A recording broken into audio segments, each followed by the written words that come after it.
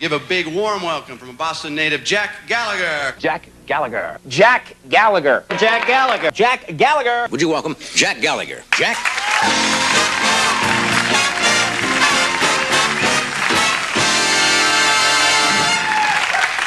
Thank you very much. Real nice to be here tonight. I am from Boston originally. I've been here for about a year, I guess, in L.A., and there is an adjustment period, I think. In fact, I'm still having a hard time driving. No, you know, it's a liberal state, but some of these driving rules, come on. Do you know you can get a ticket here if you're driving, somebody steps off the curb to cross the street, and you don't stop for them? What? This is very hard for me. I learned how to drive in Boston. We were taught that if somebody steps off the curb, it's your job to chase him back up on it.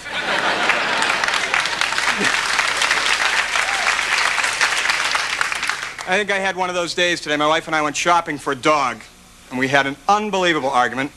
She wants to get a poodle. I will not own a poodle because I think they should be legal to hunt.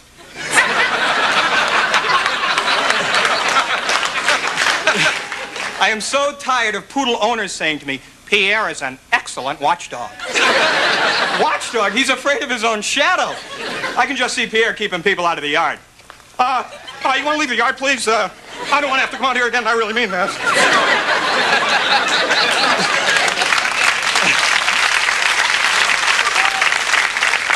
I do want a dog. I really do, because they make you feel great. They make you feel better than you deserve to feel. That's why guys like them. Because, let's face it, you have a lousy day at work, you come home, you open the door, who's waiting? The cat? No, the dog. He's been there all day, as far as you know. This is the happiest moment of his life. You come in, it's like royalty's arrived. The tail's going a mile a minute, the dog's like, oh! You're home! You are so great. Touch me!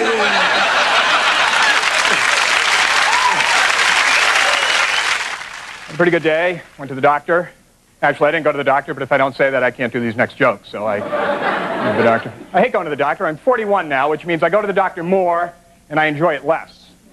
Because I know they're not geniuses. Remember when you were a kid, you thought, he's a doctor, he's a genius. Now I have friends that are doctors. I know you don't have to be a genius to be a doctor. But they still like to intimidate you. Don't they still like to make you feel like they're better than you? Think about it. The whole trip to the doctor's office, you feel kind of subservient. It starts when you go in. There's that woman behind the glass window. Why is she back there? Is there doctor air that I'm not supposed to breathe back there? No, it makes her seem more important. She always says the same thing. Can I help you? Yeah, I'm Jack Gallagher. I have a 10:30 appointment. Let me check. Yeah, you go ahead and check, because I'm making this up. Yeah, I don't have enough stuff to do during my day. I'm faking doctor's appointments now.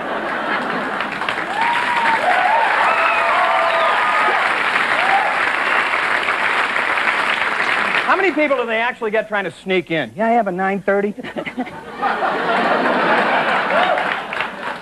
Well, Mr. Gallagher, I see your name right here. If you'll have a seat in the waiting room, the doctor will be right with you. Here's the first big lie. Right, the fact that you have a waiting room tells me the doctor won't be right with me. I'll be waiting. Along with several other people who have the exact same appointment time I have.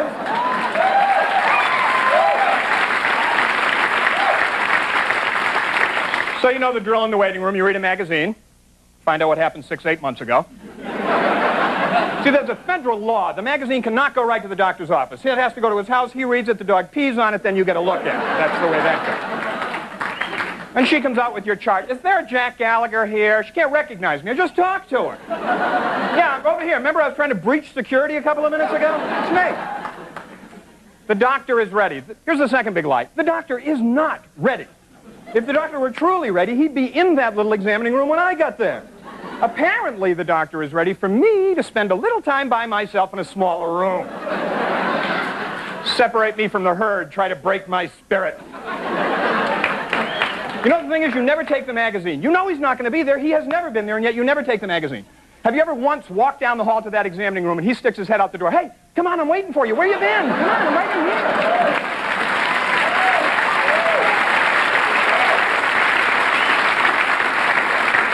So you throw the magazine down. I don't need that. He's ready for me. You get in there, no magazine, no doctor. 15 minutes later, you're reduced to reading high blood pressure pamphlets. Anything you can get your clammy little hands on. Oh, aneurysms in you. I haven't read that one yet.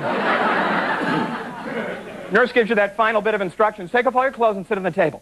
Why do you always have to get naked? I've got a splinter under my... Take off all your clothes and sit on the table. Hey, so now I'm naked on the butcher paper.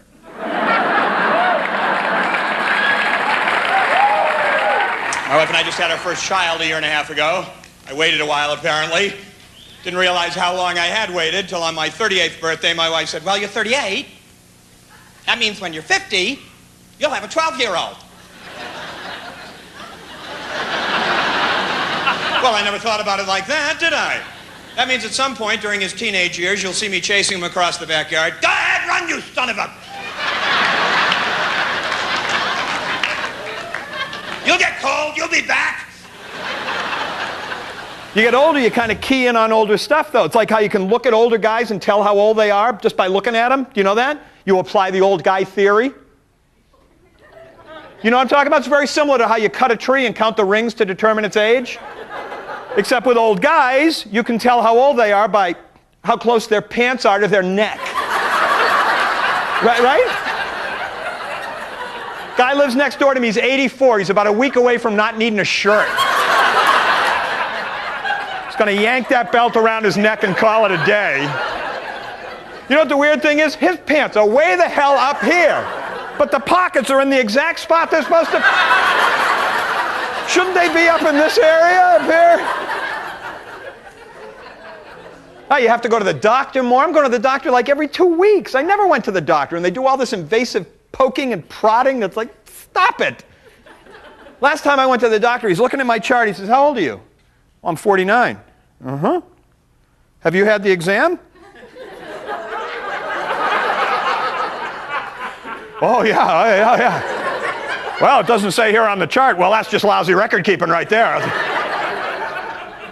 He said, turn around real quick. We'll give you a quick one. Ah!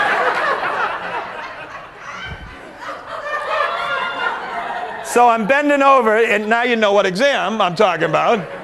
And he starts giving me the exam, and he's halfway through the exam. Midway through the exam. You with me? All right. Halfway through, he says to me, and I'm quoting, do you feel anything unusual? Yes, I do. How many guys you get in here say, oh, have you started back there? You know what the weird thing is? You have kids, you can suddenly tell, other people's kids, you can tell how old kids are by the way they dress. It's very weird. It was like my 4-year-old wears clothes. It was like pants and a shirt. The little 6-month-old wears costumes. You know what I'm talking about? Those one-piece snap-in-the-crotch costumes. Different occupational theme every day. Look, he's a coal miner. Got a little hat with a helmet there.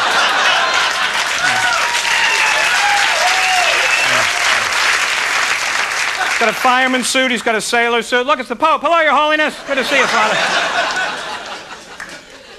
My son was born in October. Somebody sent us a pumpkin suit. I'm not making this up. A pumpkin. What are people thinking?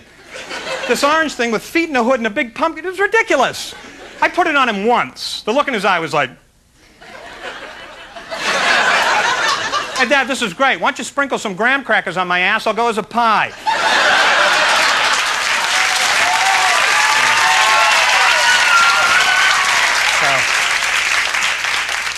So they stopped breastfeeding, which is another sign that they're getting old. They both breastfed, and they loved it. I never thought they would quit. Oh, seriously. They were there all the time. And my wife says, you're jealous. I said, I'm not jealous. That is so stupid. But they're there all the time. And he would, too. He'd be looking at me like, hey, watch this.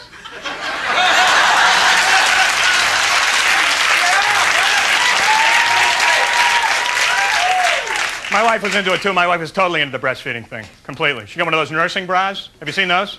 Fellas, guys, have you seen the nursing bra? It's got a snap on the cup. The cup opens right up. Well, where have these been?